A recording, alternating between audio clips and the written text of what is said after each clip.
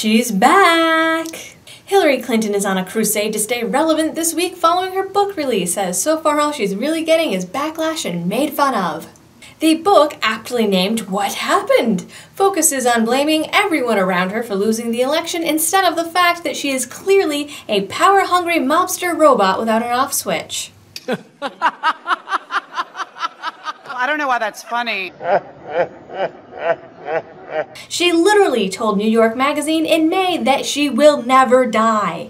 Because that's not creepy at all. She spent much of her week demonstrating alternate nostril breathing and trying to convince Donald Trump that if he just read one of her other books, he'd learn how to solve all the world's problems. But you know, you do hold and you breathe through one and you hold it and then you exhale through the other and you keep going.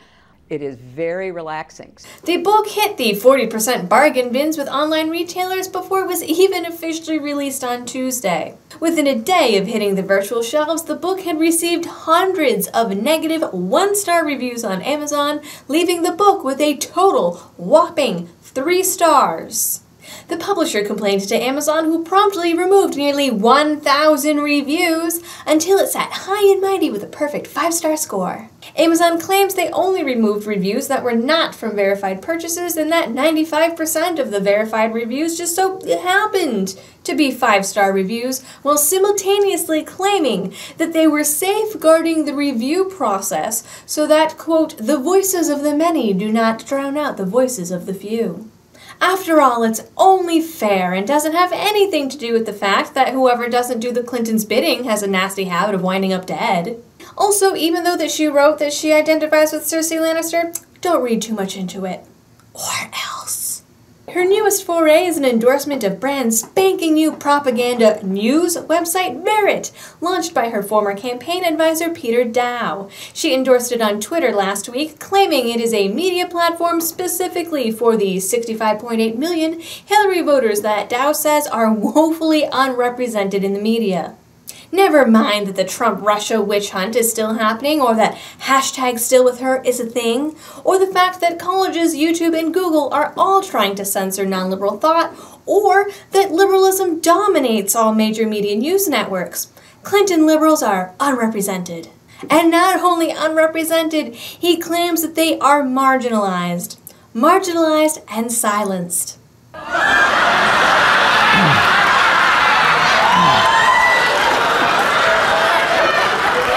But all non-Hillary news is fake news, and so Dow has created Verrit, where he plans to publish, quote, rigorously verified, non-fake news, such as this headline: "The Republican Party is harmful to America's children." Except clicking on the headline brings you to a sort of blog post with a couple tweets that say the nasty, nasty GOP is killing our children with guns and pollution and immorality. Oh wait, that blog is written by Peter Dow. And the headlines have these weird quote boxes with verification codes. You can't click on them or copy and paste them, so I'm not really sure what that's about. We also have Hillary Democrats are the heart and conscience of America with a Hillary Clinton quote. Oh, isn't that nice? And this blog post is basically Dow tooting his own horn about how he is single-handedly giving all Clinton supporters an internet safe space because Clinton is the most amazing supreme goddess of truth and equality. Anyone who questions the site, its intentions, or credibility are just Clinton deniers. Or something. Again, this article is really just a list of still with her tweets all about intersectional feminism and radical inclusion. And that's their verified news. And whatever you do, please do not, under any circumstances, use the parody Verrit generator linked in the description because it would make Peter Dow really, really mad. From what I understand, he also doesn't like it when you point out any similarities to Norman Bates. Bernie Sanders rolled out a bill for single-payer healthcare this week. The bill is a 96-page proposal to expand shitty Medicare to everyone in the U.S. and conveniently leaves out any plans on how to pay for it.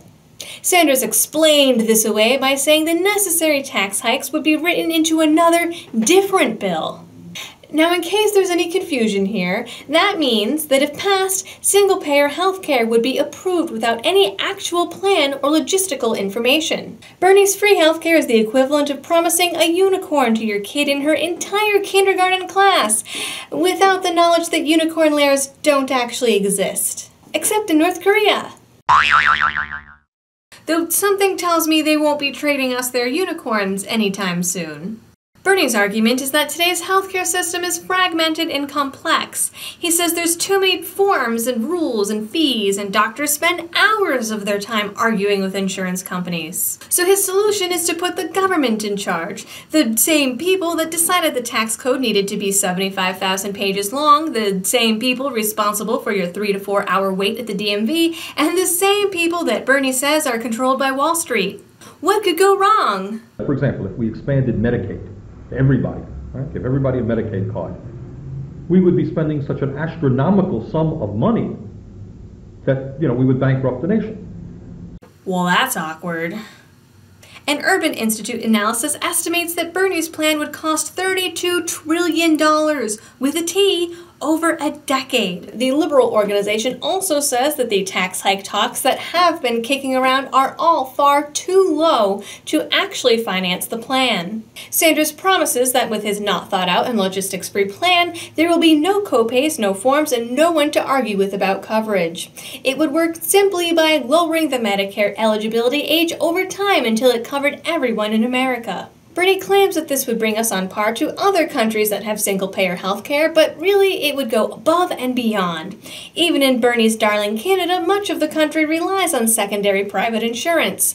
Many single-payer systems around the world still require co-payments. And unfortunately, when he said back in 1987 that Medicare for all would bankrupt the nation, he wasn't far off. Romney's Mass Health, which is the name for our glorious state Medicaid program, offers state-run, mostly copay-free medical and dental insurance for low-income families and anyone under the age of 21. Massachusetts' debt currently sits at $88 billion, with a higher debt per citizen than California. According to the Massachusetts Medicaid Policy Institute, the state-run insurance cost the state $14.7 billion in 2015 alone, which was 37% of the state budget. The estimates for next year are looking at almost $17 billion, and that's only covering a quarter of the state's population. Attempting to cover everyone in the state would be catastrophic. But as a sample of what we'd be looking at, the health plan offers such highlights as solving all dental issues by pulling teeth, often without anesthesia, and then not covering dentures, sending people to the shittiest community clinics, and in the case of mental health, you're likely to be sent to a recently graduated unlicensed practitioner because they're cheaper. Seriously. But don't worry, every child gets a free mental health screening so they can be diagnosed with ADHD or oppositional defiant disorder and be pumped full of drugs by age 5. Single payer has been tried in several states, large and small, but because of that whole needing to keep a balanced budget thing, no one's been able to make it work. New York voted for single payer back in May, and the California Senate followed suit in June. Both didn't seem to have a single care in the world about how to pay for it, as nobody conducted an analysis of how it would work. An after-the-fact analysis of the New York Health Act gives it a price tag anywhere from $92 billion to $240 billion. The state's entire budget is barely $80 billion, so the most modest estimate of single payer for that one state would cost more than its entire budget. Vermont approved single payer back in 2014, but had to scrap the plan. Bernie, pay attention, because it would have required doubling the state's current budget with a combined 21% increase in payroll and income taxes. But, that extra 20% in taxes is designed to save you money. Colorado voters turned down single payer last year after they were promised a 10% hike in payroll taxes. But California's plan, which is the closest to Bernie's, really takes the cake, with their single payer plan coming in at about $400 billion annually.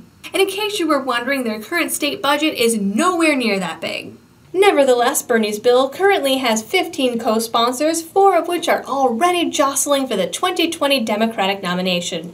I'm looking at you, Elizabeth Warren. That concludes your Liberty-related news for the week. Please don't forget to like, share, and subscribe, or follow me on Twitter, Facebook, VidMe, Gab, or Steemit. I think that's it. Mines, also mines. And if you really like my videos and want to help support my channel, you can also support me over on Patreon or through a one-time donation through Bitcoin or PayPal. Until next week, thanks for watching and helping me to spread the message of liberty.